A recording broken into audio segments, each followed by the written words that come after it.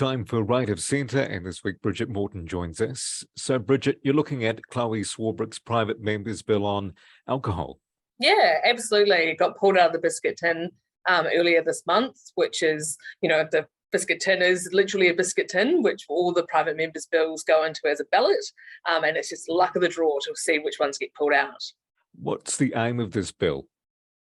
So it's generally themed around harm reduction, but there's sort of three different sort of things it does. Firstly, it gets rid of the sort of consultative or the sort of appeals process around local authority alcohol policies. So these are councils who want to put in particular policy directions. It changes some of the criteria for anyone who's applying for an alcohol licence, on licence or off licence, and then it also bans any advertising for alcohol around sport or sporting events and that kind of thing, similar to how tobacco advertising ban works now. Is this quite a big shift in terms of local authorities and the power they have over alcohol?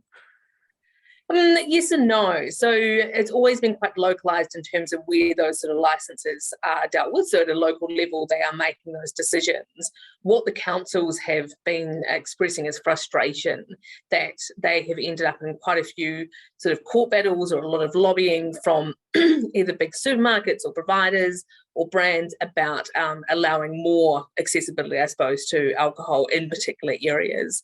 So from a council point of view, this would give them more power than what they have currently. What about a local club that wants to sell alcohol at a footy match? So that would require, there's two aspects. That one would require the actual alcohol license, to whether or not they can buy that. So they need to apply for that. So this will change some of the criteria, make it a bit harder to get a license, I would say. And the second part is about whether or not that any sort of selling of that has got anything kind of connected to sponsorship. So is there advertising up?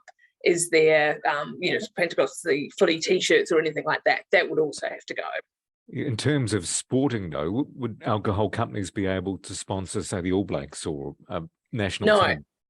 No, that's absolutely something that would have to stop. And I think in part that's really what this is aimed at, is really trying to get rid of that type of alcohol sponsorship. There's a view that the connection between, particularly young people and sport is a very positive one, and we shouldn't have alcohol kind of poured into that mix. What does this bill mean for the Greens and Chloe Swarbrick? Well, Chloe Swarbrick is very good at putting up well-evidenced bills that she's very passionate about and getting support before they even get pulled out of the biscuit tin. So this one, for instance, has multiple councils and councillors already saying they support the bill. So without a doubt, that platform's once again, policy from the Greens showing that they possibly can achieve something from the backbenches.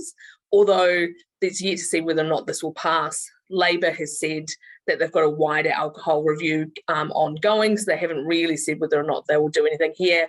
National has said that they will look at it, take it to caucus and come back. Okay, so it's a conscious vote for some of those parties, is it? No, I don't think it will be a conscious vote. It's most likely to be a whipped vote, a normal party vote. But for those parties, they need to make a decision about whether or not they support it or not. Generally, for the government, this is a bit ad hoc. This takes sort of three different parts of what could be a wider sort of reform of the alcohol space. So it really comes down to whether the government's willing to throw the Greens a bit of a bone, which they may do, leading up to an election to give them something to profile. And how's the public going to react to this? Well, I think for the most part, I think the sporting area, I think generally probably the community is a bit split. Some will understand that the reliance, they need that sponsorship money to keep many, particularly of our grassroots and sort of medium and intermediate level competitions running. But also there's the people that will be concerned, and that's reflected in the advertising standards at the moment, that connecting once again alcohol where young people are in a sort of sporting environment may not be the best choice.